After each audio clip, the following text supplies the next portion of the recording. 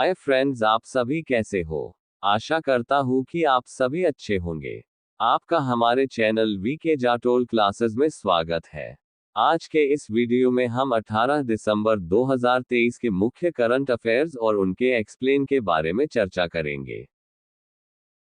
प्रश्न नंबर 1, हाल ही में गद्दाम प्रसाद को किस राज्य का नया विधानसभा अध्यक्ष चुना गया है। दोस्तों, आपका सही आंसर तेलंगाना के होगा।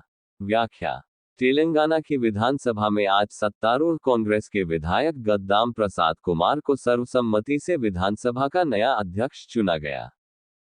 इसकी घोषणा विधानसभा के प्रोटेम स्पीकर अकबरुद्दीन ओवैसी ने की। गद्दाम प्रसाद कुमार 2009 के विधानसभा चुनावों में रंगारेड्डी जिले से तेलंगाना राष्ट्र समिति पार्टी के ए चंद्रशेखर को हराकर विकाराबाद निर्वाचन क्षेत्र से चुने गए थे।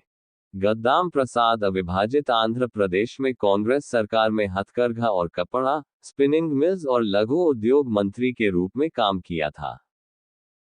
प्रश्न नंबर 2, हाल ही में किस देश के क्रिकेटर असद शफीक ने सभी प्रारूपों से संन्यास लिया है। दोस्तों, आपका सही आंसर पाकिस्तान देश के होगा। व्याख्या: पाकिस्तान के टेस्ट बल्लेबाज असद शफीक ने खेल के प्रति अपने जुनून में कमी का अनुभव करने के बाद क्रिकेट के सभी प्रारूपों से संन्यास की घोषणा की है। असद ने 2010 से 2020 तक 77 मैचों में 38.19 के औसत से 4660 रन बनाए, जिसमें 12 शतक और 27 अर्धशतक शामिल हैं।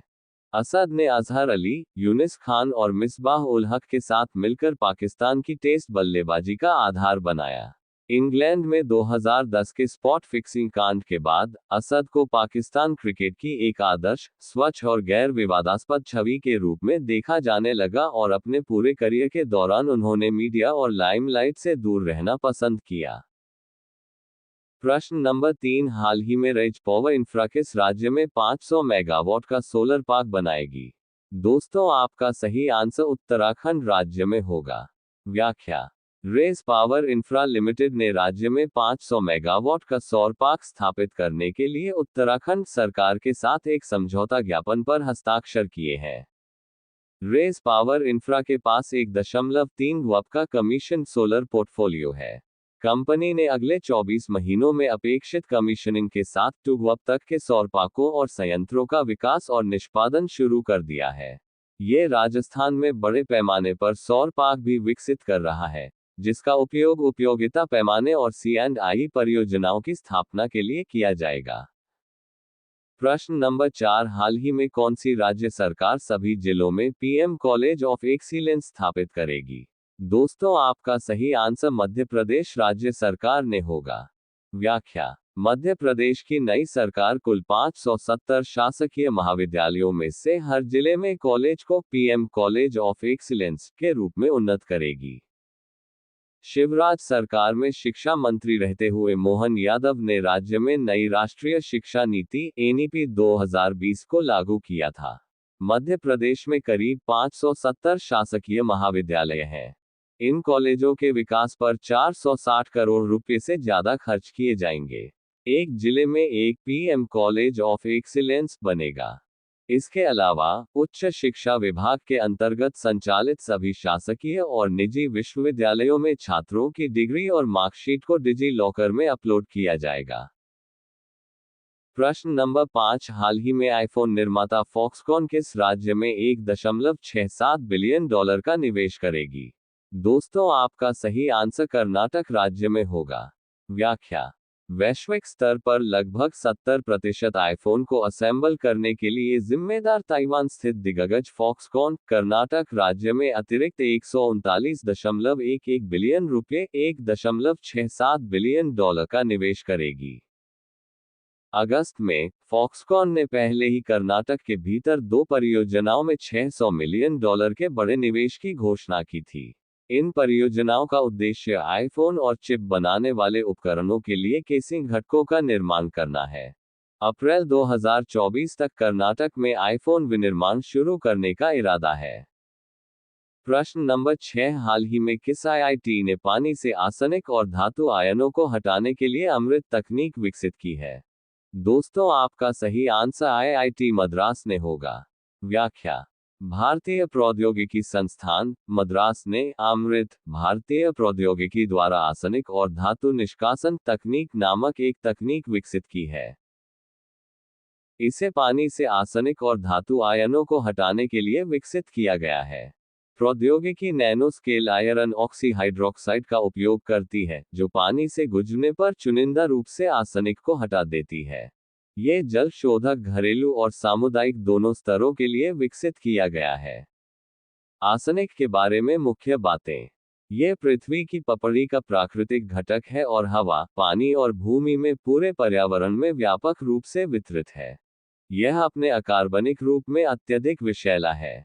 अपनी सबसे स्थिर तात्विक अवस्था में आर्सेनिक एक स्टील है, ग्रे, भंगुर, ठोस, कम तापीय और विद्युत चालकता। इसे एक विषाक्त तत्व के रूप में पहचाना गया है और इसे मानव स्वास्थ्य के लिए खतरा माना जाता है। लंबे समय तक आर्सेनिक प्रदूषित पानी के सेवन से आर्सेनिक विषाक्तता या आर्सेनिकोसिस, त्वचा, मूत्राशय, गुर्दे या फेफड़ों का कैंसर या त्वचा के रोग होते हैं। प्रश्न नंबर 7, हाल ही में IMF अर्थव्यवस्था में सुधार के लिए किस देश को $337 मिलियन प्रदान करेगा? दोस्तों, आपका सही आंसर श्रीलंका देश को होगा। व्याख्या।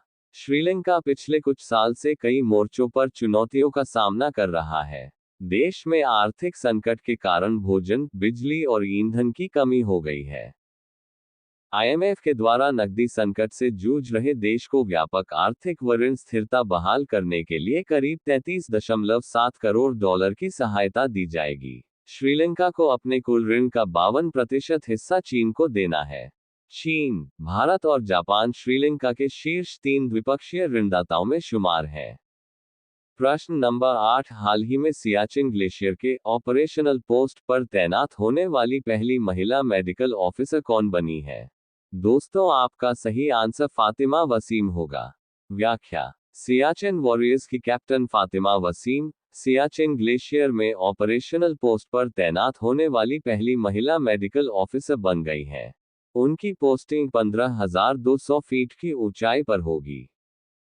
फातिमा वसीम की तैनाती चीन पाकिस्तान की सीमाओं पर होगी।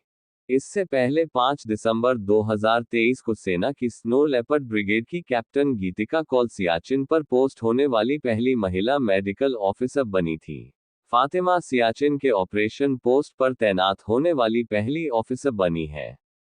गीतिका कौल को सियाचिन की बैटलफील्ड पर तैनात किया गया है, जिसकी ऊंचाई 15,600 फीट है।